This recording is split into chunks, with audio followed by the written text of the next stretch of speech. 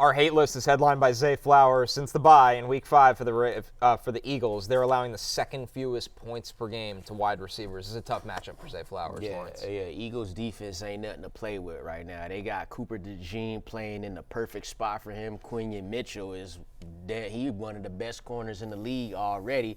But then you just look at what Zay Flowers has been doing statistically, at least speaking. No games over 5 receptions and 65 yards in his last 3 games, which is crazy because in the 4 out of the 5 prior games to that, he had at least 110 yards. So he done got kind of cold. Even against the Chargers, where the Ravens offense got to the point where they could do whatever they want, it still wasn't a big Zay Flowers game because now you're depending on Rashad Bateman. Mark Andrews has gotten going again. And then obviously there's Derrick Henry. So you don't love all of that combined with going against this Eagle defense, which is pretty damn good now. Since their Week 5 bye, the only wide receiver to have more than 60 yards against the Eagles is Puka Nacua.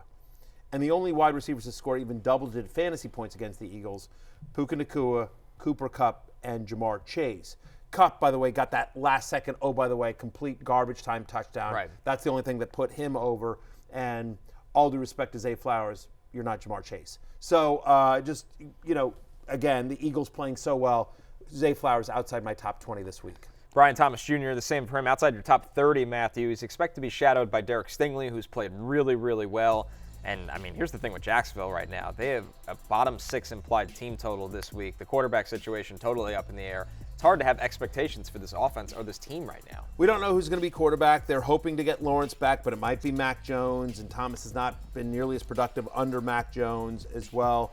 A calling card of Brian Thomas this year has been those deep passes, right. Just unbelievable. It's not Mac Jones' no game. team allows a lower completion rate on deep passes than the Houston Texans. You mentioned the shadow by Stingley. He's been nothing short of fantastic this year, so he's outside my top 30 this week. Kyle Pitts, our last player here, Lawrence, over the past 4 weeks, Pitts is tight end 37 in points per game. It felt like he kind of hit a peak, and then he completely tight end 37. Half people listening to this show can't name 36 tight ends. Yeah, no. We've been talking about bizarre numbers. Don't ask me to do that. It's not a fun exercise this year. We've been talking about bizarre stats this whole episode, right? Well, here's another one. He's got 75 receiving yards in his last 3 games, right? Combined, 75 yards in his last 3 games combined. In his last 4 games, before those 3 games, he was averaging 78.5 receiving yards per game. I think this is a thing where the whole Falcons offense ain't been good. They haven't been consistent because the last 4 weeks, Drake London is wide receiver 33. Kirk Cousins is quarterback 32 in those past 4 weeks. So nobody else besides Bijan has been really consistent, and you really haven't been able to depend on any Falcons players on the offense besides him. So, you don't know what you're going to get with the Falcons offense. You hope that coming off of the bye that they've spent time sort of trying to figure out, all right, what went wrong, where can we attack these? And, if there's something to hang your hat on, it is that the game's in Atlanta. Chargers are traveling on a short week. And, again, the Falcons have had 2 weeks to prepare for this.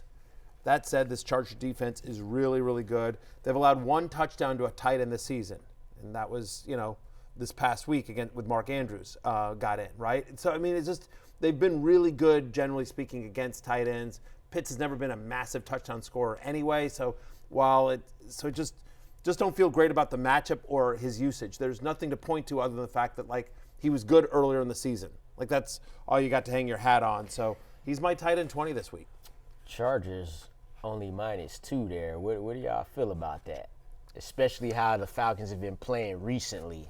I guess that's what they're thinking is, right? You're just like, hey, Falcons at home, Chargers. What Falcons are we going to get with how Jekyll? I would, if I'm picking that game, I'm taking the Chargers. I'm liking a little outline, 4.5 or something. Right, under a field goal is feels a little generous. It's don't know if it'll close 2.5. I think it's moved to 2.5. I feel like it will not close that way. I think it'll close at a field goal. So it tells you it's a good line. Hey, it's Matthew Berry from NBCSports.com and Rotoworld.com, and I want to thank you so much for watching whatever it is you just watched, or if nothing else, being too lazy to click out of the autoplay after this video started, after whatever it is you actually wanted to watch finished.